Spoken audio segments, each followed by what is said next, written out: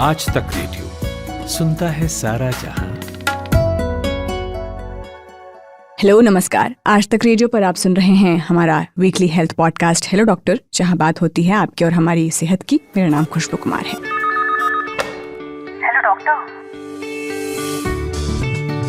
बीते कुछ महीनों में कुत्तों के बच्चों, बूढ़ों और वयस्कों पर हमले के कई ऐसे मामले सामने आए हैं जिन्होंने लोगों की चिंता बढ़ा दी है। हाल फिलहाल में ऐसा मामला गाजियाबाद में देखने को मिला। एक 14 साल के बच्चे की रेबीज से मौत हो गई। बच्चे को करीब 1.5 महीने पहले एक कुत्ते ने काटा था, लेकिन बच्चे ने डर की वजह से अपने परिवार को इस बारे में कुछ नहीं बताया। कुछ दिन पहले बच्चे में रेबीज के लक्षण नजर आने लगे। घर वाले बच्चे को डॉक्टर के पास ले गए। डॉक्टर ने रेबीज की पुष्टि की। इलाज के लिए परिवार बच्चे को अलग अलग अस्पतालों में भी ले गए, लेकिन डॉक्टरों ने जवाब दे दिया। आखिरकार बच्चे की मौत हो गई। आपको पता है, हर साल करीब 55,000 लोग कुत्तों के काटने के बाद रेबीज होने से जान गंवा बैठते हैं। आप जान लीजिए कि एक बार शरीर में रेबीज फैल गया तो इसका इलाज करना नामुमकिन है। इससे बचने का सिर्फ एक ही उपाय है और वो है समय पर वैक्सीनेशन। तो आज के हेलो डॉक्टर में हम बात करेंगे रेबीज पर भी। रेबीज क्या होता है, कितना खतरनाक है, कैसे इससे बचा जा सकता है और इसका इलाज क्या है। तो इस पूरे विषय पर बातचीत करने के लिए आज हमारे साथ डॉक्टर परितोष बघेल जुड़ गए हैं, जो कि एसएल रहेजा हॉस्पिटल महिम में इंटरनल मेडिसिन के सीनियर कंसल्टेंट हैं। स्वागत है डॉक्टर परितोष बघेल आपका आज तक रेडियो पर। Thank you. डॉक्टर परितोष, हम आगे बढ़े उससे पहले मैं सवाल पूछना चाहती हूँ कि हम में से कई ऐसे लोग होते हैं जो कुत्तों से डरते हैं और इस डर की वजह से हम उन्हें हार्म भी उल्टा करते हैं और उसकी वजह से वो हमें हार्म करते हैं। तो डर जो है वो कितना जायज़ है, और दूसरा जो पेट्स पालते हैं उनके लिए आप किस तरह की एडवाइस देना चाहते हैं? बिल्कुल। तो देखिए, जानवर पेट रखना कोई ऐसा नहीं है कि पेट नहीं रखना चाहिए। पेट रखने में कोई प्रॉब्लम नहीं है, बट यही है कि ये जो पेट हैं, खासकर जो पेट कॉमनली जो हम देखे जाते हैं आमतौर पे, जो है वो डॉग है, कैट है, बिल्ली है, ये मेजरली पेट्स रखते हैं। कुछ लोग पक्षी वगैरह भी रखते हैं, कुछ लोग हैमस्टर या ऐसे स्मॉल मैमल्स वगैरह भी रखते हैं एज ए पेट की तौर पे। लेकिन मेनली जो है डॉग और कैट ये सबसे ज्यादा कॉमन पेट्स हैं। पर इसमें विशेष ध्यान ये देना है कि उनसे डरने का ऐसे कोई स्पेसिफिक रीजन नहीं है हमारे पास में। अगर हमने अच्छे ढंग से अब हमारे पेट का वैक्सीनेशन किया हुआ है या उनकी देखरेख बराबर से हो रही है, हेल्थ वाइज, न्यूट्रिशन वाइज, तो जनरली ये जो पालतू जानवर या पालतू जो हमारे एनिमल्स हैं, उनसे हमें स्पेसिफिक ऐसे डरने की कोई जरूरत नहीं है, यदि हम प्रिकॉशन लेके उन्हें उनकी हम देख रेख करें तो। जी डॉक्टर साहब, और अभी जिस केस के बारे में बात कर रही थी, 14 साल के बच्चे की मौत हो गई। उसने डर के मारे बताया नहीं कि 1 महीने पहले उसे कुत्ते ने काटा था और अब उसकी मौत हो गई है। तो सबसे पहले तो आप रेबीज के बारे में ही बताइए कि ये रेबीज क्या है और कैसे होता है। तो देखिए, रेबीज जो है ये एक वायरल इन्फेक्शन है जो कि जानवर के काटने से होता है, और जिनमें कई जानवर इसमें शामिल हैं जिनके काटने से हमें रेबीज हो सकता है। तो जैसे कि सबसे कॉमन जो है हमारे आसपास जो जानवर है वो है डॉग, मतलब कुत्ते के काटने से रेबीज फैलता है। लेकिन ऐसा नहीं है कि किसी भी कुत्ते ने आपको काट लिया तो आपको रेबीज होना ही होना है। सबसे पहले तो उस कुत्ते को रेबीज का इन्फेक्शन होना चाहिए, तब जब वो हमें काटता है तो उसका वायरस हमारे बॉडी में आता है, तब हमें रेबीज होता है। बाकी दूसरे जानवर जिनके काटने से हमें रेबीज हो सकता है, उसमें मेजरली जितने भी वार्म ब्लडेड एनिमल्स हैं, मैमल्स हैं, जो स्तन ये वाले एनिमल्स हैं जो फीड करते हैं अपने बच्चों को, उनसे हो सकता है। जैसे कि कैट हुआ, जैसे कि मंकी हुआ, बाकी और मैमल्स हैं, पर सबसे कॉमन है कुत्ता, जिसकी वजह से रेबीज हो सकता है। लेकिन ये बात हमेशा ध्यान रखने वाली बात है कि हर कुत्ते के काटने से आपको रेबीज नहीं हो सकता। अगर कुत्ते में रेबीज का वायरस है और फिर वो हमें काटता है तो हमें रेबीज हो सकता है। जी, और अक्सर जब कुत्ते के काटने की घटनाएं होती हैं तो लोग पैनिक कर जाते हैं सबसे पहले तो। लेकिन हमारा पहला स्टेप क्या होना चाहिए? कौन सी सबसे ज़रूरी चीज़ है जो हमें कुत्ते काटने के जस्ट तुरंत बाद, फौरन बाद हमें करना चाहिए? तो देखिए, रेबीज, पहली बात तो यह है कि रेबीज जानलेवा बीमारी है, इसका कोई क्योर नहीं है। यदि आपको इन्फेक्शन हो गया तो इसका आप इलाज नहीं कर सकते, मतलब क्योंकि उसके कोई इलाज ही नहीं है।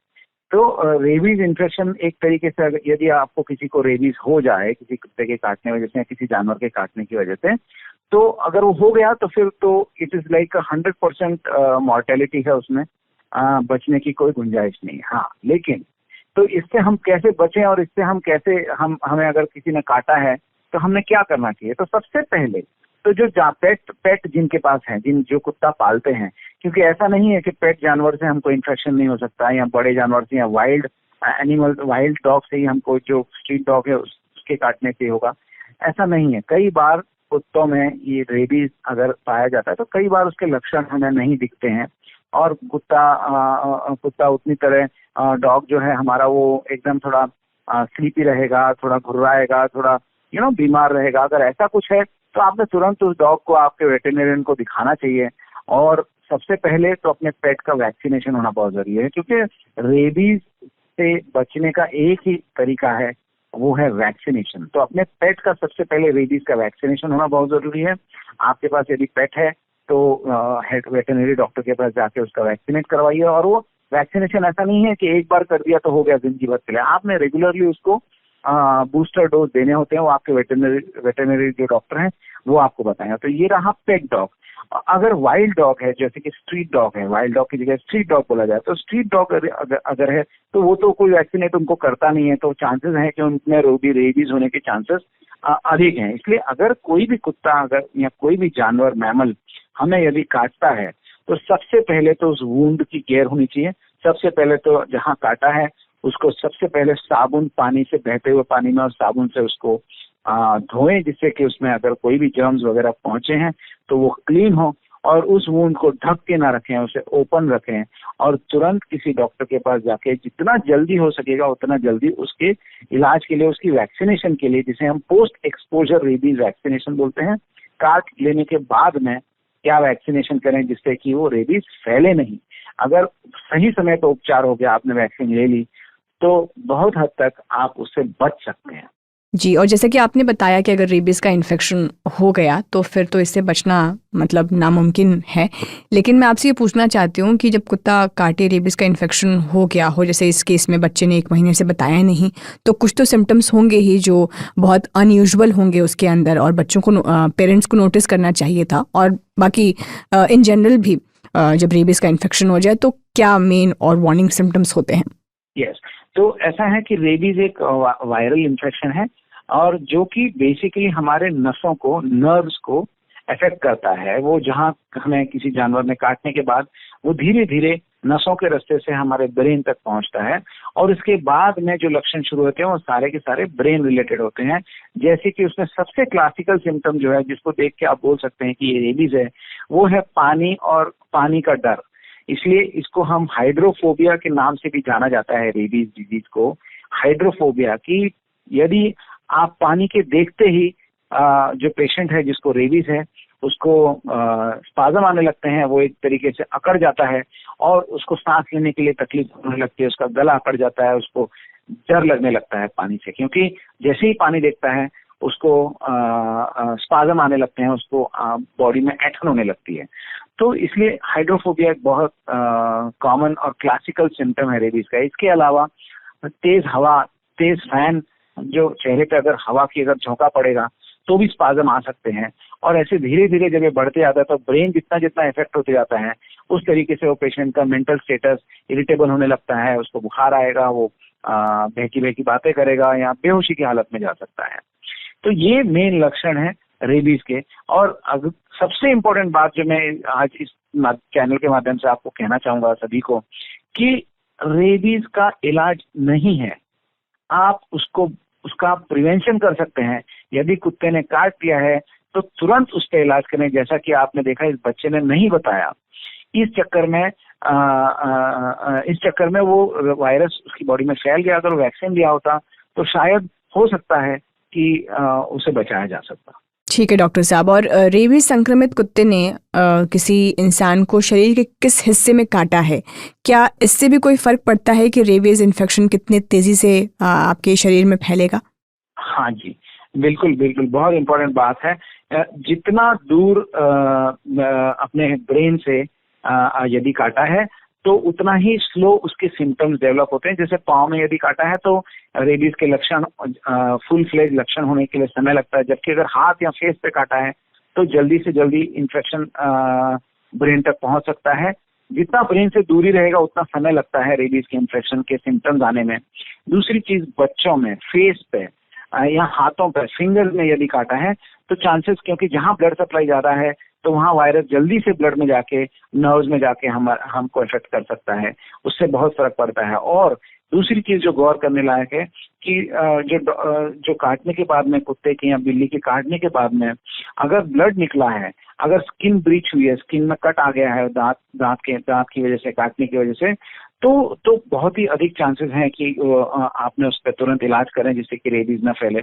अगर सिर्फ स्क्रैच है, नाखून का स्क्रैच है वगैरह है तो इतना चांस नहीं है, लेकिन फिर भी ये रिकमेंडेशन है कि कुत्ते के काटने के बाद में, नाखून लगने के बाद में यदि स्किन ब्रीच हो रहा है, स्किन में कट आ गया है या स्क्रैच आ गया है, तो आपने रेबीज वैक्सीन लेना जरूरी है जिससे कि रेबीज से बचा जा सके। ठीक है, और अब चूंकि आपने वैक्सीनेशन की बात की तो इसी पर मैं आपसे सवाल पूछना चाहती हूँ कि रेबीज के वैक्सीन का कितने कोर्स का इंजेक्शन होता है और कितने डोज वाली एंटी रेबीज वैक्सीन जो है वो लगवानी चाहिए? हाँ जी, तो पहले तो ये, और एक बात मैं इसमें जोड़ना चाहूंगा बिफोर दिस वैक्सीन कि कुत्तों में हम बहुत बार सोचते हैं कि डॉग है एकदम ठीक है, पपी, और खासकर छोटे जो डॉग पपीज जो होते हैं उनमें इंसिडेंस ऑफ रेबीज काफी हद तक पाया जाता है, और हम सोचते हैं अरे कितना क्यूट डॉग है, छोटा डॉग है, इसमें ये क्या हमें बीमारी फैला सकता है। तो ये बात बहुत ध्यान रखने की बात है कि जरूरी नहीं कि वो बहुत कुत्ता एकदम ही ऐसा डरावना कुत्ता हो या डरावना जानवर हो जो एकदम भौंक रहा हो, काट रहा हो और उसी से रेबीज फैल सकता है। तो ये भी ध्यान रखना जरूरी है कि कई बार देखा गया है कि पेट डॉग्स और खासकर जो पपीज हैं, पपीज से काटने से, और हम उसको इग्नोर कर देते हैं कि अरे कुछ नहीं है, तो छोटा कट है, तो उसको इग्नोर कर देते हैं और फिर रेबीज हो जाता है। तो ये बहुत जरूरी है। पेट लवर्स ने, पेट के मालिकों ने अपने पेट को, अपने जानवर को वैक्सीनेट करना बहुत जरूरी है रेबीज को प्रिवेंशन करने के लिए। और अब यदि काट लेने के बाद में हमने वैक्सीन क्या लेनी चाहिए, तो रेबीज वैक्सीन अवेलेबल है जिसका कोर्स जनरली काटने के बाद, जिसको हम पोस्ट एक्सपोजर प्रोफाइलैक्सिस बोलते हैं, जहां की काटने के बाद हम वैक्सीन देते हैं। ऐसी सिचुएशन में 5 डोजेज का कोर्स रहता है जो इंटरवल, एक ठराविक इंटरवल के बाद में दिया जाता है। जैसे 0 ऑन द डे ऑफ, जितना जल्दी काटने के बाद आप वैक्सीन लेंगे उतना जल्दी वो वैक्सीन उस रेबीज वायरस को न्यूट्रलाइज करेगी और आपको इन्फेक्शन से बचाएगी। तो जैसे ही अगर कुत्ते ने काटा है, किसी जानवर ने काटा है, तुरंत वैक्सीन लें जितना जल्दी हो सके। विदिन 24 आवर्स अगर ले लिया तो बहुत अच्छी बात है। अगर आपने विदिन 72 आवर्स के बाद लिया तो एफिकेसी कम हो जाती है। अगर 7 दिन आप रुक गए और 7 दिन के बाद आप वैक्सीन ले भी लेंगे तो भी उसका कोई असर नहीं होगा।